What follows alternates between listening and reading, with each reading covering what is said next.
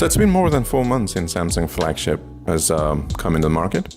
An unbelievable specification list, as you would normally expect from Samsung whenever they launched their flagship. The flagship phone, that is the Galaxy S20 Ultra, came with the tag of the best camera phone a human being can own on this planet. Yeah, from a specification point of view, that is right.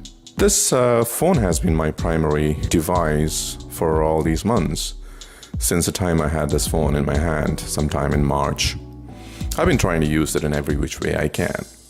I'm not going to recap on the complete phone specification one more time, but to give you a quick highlight on some of the biggest specification items Samsung has put on this phone are mainly around the camera. So on the back, there is a 108 megapixel sensor with a 100x space zoom, which added a large camera bump on the back. No, I'm not really upset about that. This is what you can expect, especially with a large sensor like this. And on the front, you have a 40 megapixel sensor with an aperture of f2.2 and a battery as large as 5000 mAh. Will it keep your phone charged for the whole day? We will see about that. Okay, display has been one of the strongest areas Samsung always does so good. This time around, the expectation was Samsung to put a 120 Hz refresh rate onto their display, which is already good, but I mean an expectation for the last a year and a half, I think. So this time, Samsung definitely listened to their fans and customers by adding a 120 Hz refresh rate onto their display. But there is definitely a catch. Not really sure why Samsung did that. So what I really liked, no surprise here, of course the display. With a 6.9-inch Quad HD Plus Dynamic AMOLED 2X Infinity O at 511 ppi. The screen is absolutely stunning. There is no second thoughts here on how beautiful this display is. And color pops whenever you unlock the screen. What do you say? It's magic. You can throw any games or videos at this monster, it'll handle without a lag. Coming to the cameras, they're really good. Samsung knows how to work their camera. Because of the COVID-19, I haven't really ventured out so much in the last these many months, but I still went out taking a lot of outdoor pictures. And these sensors indeed produce some amazing results. But I would think 100 times before showing a picture captured with 100x zoom to someone. They call it the space zoom, but it hardly produces anything. Yeah, of course, you can zoom in a large, distant object and then see worst blurry picture you can ever see. The zoom is good for 10x. That's all. I would say the output at 10x zoom is what you would want to use. It has a 108 MP sensor, and whenever you take the picture, it gives you the best details that you can ever see. But as usual, the images produced from these cameras have definitely improved greatly when it comes to color reproduction.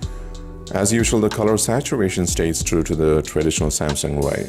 Though Samsung has added many different modes to the camera app, an average user may not need them all. But no complaints here, more is better, right? I think you have a lot of option to customize and take your pictures the way you want. And the Pro definitely helps me take some beautiful pictures. Night mode is good, but not great compared to the night mode features in phones from Apple and Google. I might have taken hundreds of images using the monstrous sensor. I'm going to let you decide the quality of the images taken with these cameras. I'm going to run this for a few minutes for your decision, but you can let me know in the comment section.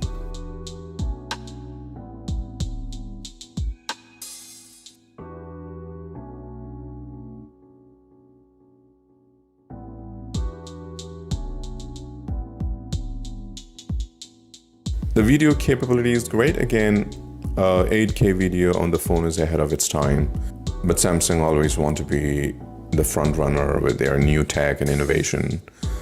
By the way, you could also capture 33 megapixel still photos from these videos. It's amazing. 4K videos are standard and they work really well.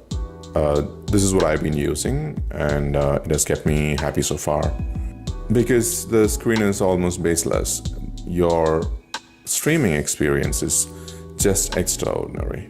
The amount of memory they've got on this phone is 12 GB. More is better. Keep every apps in the memory and you can access them later anytime.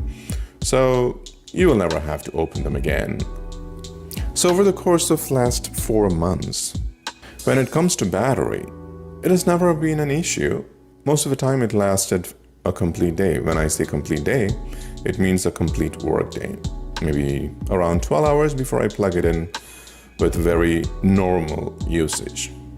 Not some heavy duty gaming or streaming or things like that. So one thing is noticeable in the design language of their custom Android OS One UI. It has surely transformed the user experience. This One UI also enables one-handed usage for a large phone like this. Most of their apps have surely improved, and OS is smooth and less buggy, and have had no real problem with it so far. I think this is one of the best custom UI that you can find on any phone. Is Samsung trying to do too much when they could have added the right amount to make this a perfect phone? I'm paying the big bucks for a phone expecting magic from a space 100x zoom and a 108 megapixel camera sensor, but it's surely under-delivered. I wouldn't recommend this phone if you're going for just because of this camera specifications. Samsung has been delivering some of the best devices which demands attention and obsession at the same time. Tout superior spec, they bring tech to the market too soon before they are ready for prime time, which surely disappoints many of those Samsung followers who were so excited by these leaks, and finally when it hits the market and get the phone in their hands, it's kind of disappointment most of the time. Hope you enjoyed the video. What do you think about Samsung Galaxy S20 Ultra if you are using one? Do you like it or you hate it? Let me know.